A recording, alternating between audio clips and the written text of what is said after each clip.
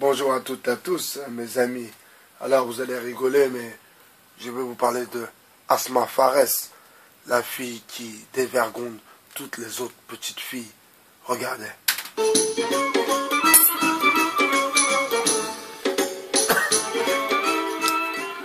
Hello mes poupettes, on se retrouve aujourd'hui pour la routine ramadan du matin.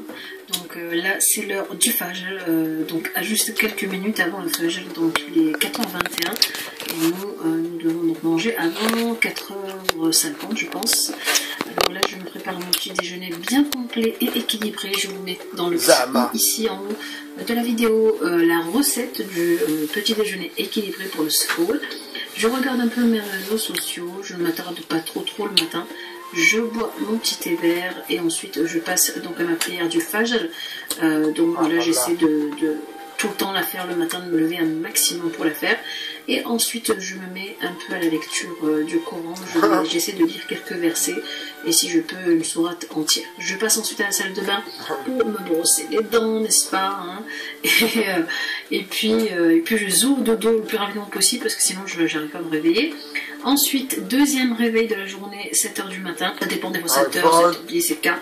J'ai du mal à me lever parce qu'on a du mal à s'endormir après le soir. Et ensuite, je range ma chambre, je l'aère, je la range, je fais mon lit. Et je passe ensuite à ma salle de bain. Donc à la salle de bain, je vais me laver le visage tout simplement.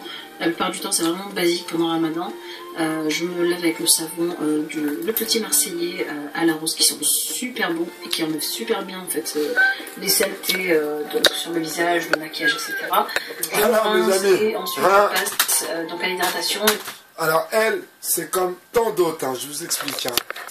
Toutes ces rebeux des bois qui font des vidéos, des snaps, et même leurs mecs, mais franchement, personnellement, ma femme, avec qui j'ai des enfants, elle fait des snaps, mais elle va vite faire demi-tour et prendre le prochain stop, si vous voulez. Alors, j'ai halluciné de voir ces femmes, parce que ce ne sont pas des enfants, ce ne sont pas des adolescentes, qui retournent dans l'enfance en jouant à ce jeu tout bidon de raconter leur vie, de dire j'ai fait la prière, astaghfirullah. Attendez, je vais vous mettre un autre épisode. Il faut que vous imaginez quand même, c'est quoi leur délire? C'est quoi, quel délire ils sont? Ils sont dans une matrix de fous. Ils sont vraiment, voilà, mes parfums du Ramadan. Enfin bref, c'est tellement pathétique, vous ne pouvez pas vous imaginer avec des noms américains. Mes préparatifs, monétisés, 33 000 vues. Bonjour à toutes, j'espère que vous allez bien. Je vous retrouve aujourd'hui avec une nouvelle vidéo. Ça sera le dernier épisode des préparatifs du Ramadan, Inch'Allah. Le mois de Ramadan, il y aura des recettes, puis il y aura aussi les préparatifs de l'Eid, Inch'Allah. J'espère que je vais pouvoir vous filmer tout ça. Aujourd'hui, nous allons clôturer les préparatifs du Ramadan avec cette vidéo où je vais vous parler. Donc, si vous me suivez déjà, je vous ai fait une vidéo sur mes achats de cuisine pour le Ramadan. Je vous ai fait aussi une vidéo sur le grand ménage, printemps, et ça coïncidait avec le Ramadan, donc ça faisait grand ménage avant le Ramadan.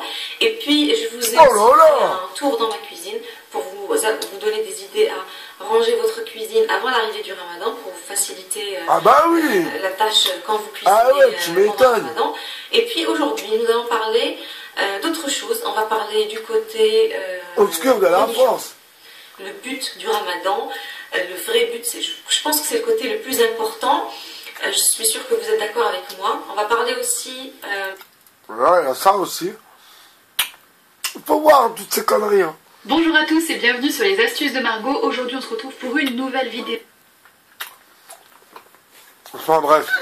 Vidéo de suivi sur je vais pas vous saouler avec ça. Un nouveau défi en lien avec ma remise en forme. Même les rebeux maintenant, il n'y a plus de hashma.